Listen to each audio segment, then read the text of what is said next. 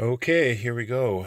The radio that was converted by Ralph the Radio Guy is in the car. He helped me wire up the actual rear fader switch, so that actually is functional as well. I don't have the rear speaker in the car yet, so I can't show you that. But I got the car on. When you switch, make you buy a new phone. Right. There we go. Bluetooth connected. Phone. Automatically connects to my phone. It turns blue in the little corner there when it's connected to Bluetooth, so I can receive phone calls or stream music to it. Now you're in control.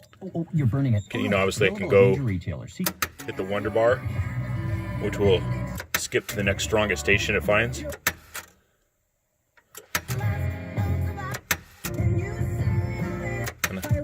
And I've got the power antenna up right now, so I'm pulling stuff in, but I'm in my garage. In the garage. The buttons work, so if I press my preset, it'll skip through the dial and stop back at the station that's set on that preset. Pretty neat. I'll probably go through and reset these to my favorite stations at some point. Right now it's on FM. If I flip down this little door, oops.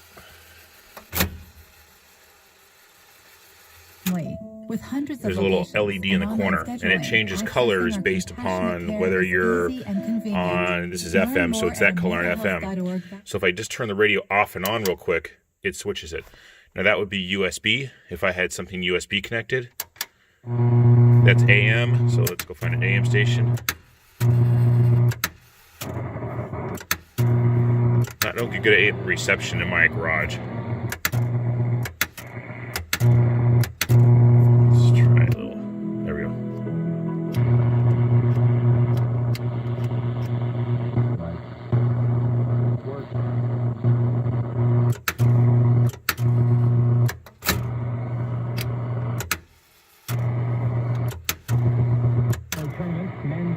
I think my wife has the washer running. Maybe that's causing interference or something.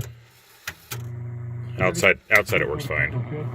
In my garage, AM not so great. So if I turn it off and on again, now it switches back to FM.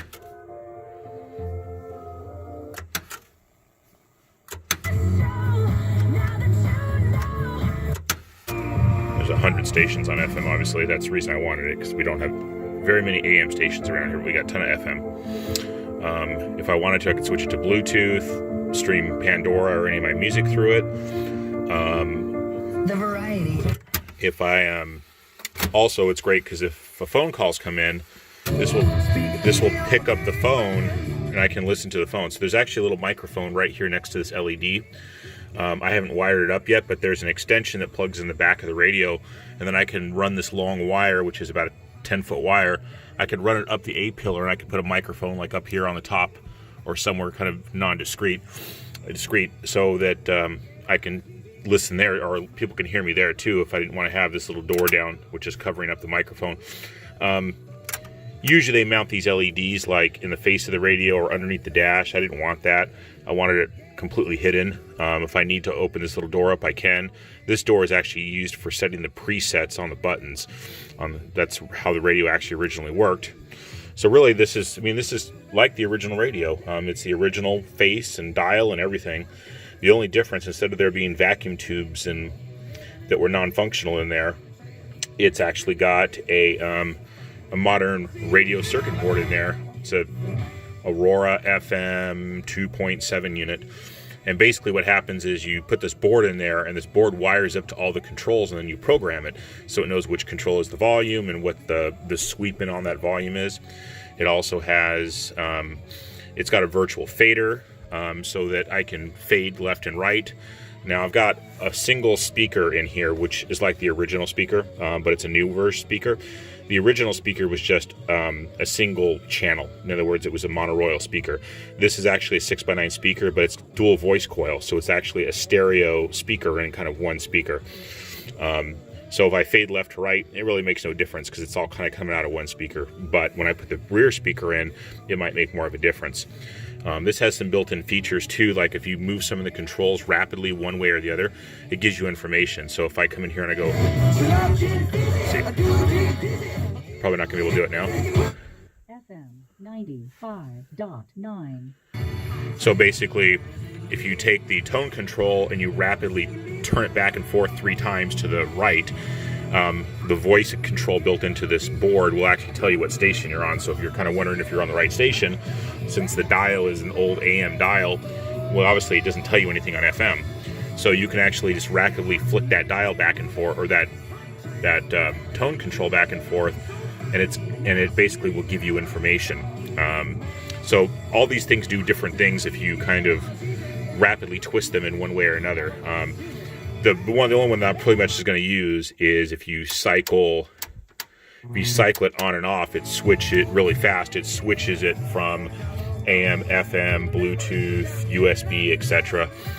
There's a thing to mount the USB in the glove box, so you can actually have in the glove box you can have a little USB charging port, and a spot to put in, like a, if you wanted a headphone jack or aux in. It's got all that stuff. I don't have any of that hooked up. Probably won't ever use it, so I'm not too worried about it. But it's neat. It's nice to be able to actually have, for the first time, and I've had this car 15 years. This is the first time I've ever actually had a working radio in this car. The radio was in the dashboard for cosmetic purposes, but it was actually never even hooked up to anything. I got the radio out of a parts box. I think I paid $25 for it. And according to Ralph, the radio guy, it was pretty much functional. It needed a new vibrator.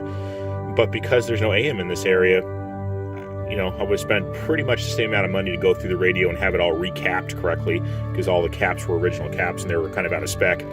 I would have gone through all that trouble and spent close to about the same amount of money to have an AM radio. In this case, I've got AM, FM. If I'm in the car and someone calls me, I can take the phone call without completely hands-free. I think it's a good deal. I didn't have him enable it on this, but this actual unit has kind of a mode where when you turn it on, it will produce that humming warm-up sound an old tube radio has. And that's designed for people that want to do this conversion but maintain that, either nostalgia or make it so that, judges at a car show would never know it was converted.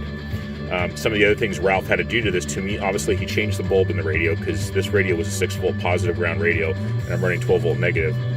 So some of the things we had to do was he put a 12-volt bulb in it for the dial, obviously. And he also had to get a transformer for the Wonderbar motor. The reason is it ran fine on 12 volts, but you see when you get to the end, let's go all the way to the end here.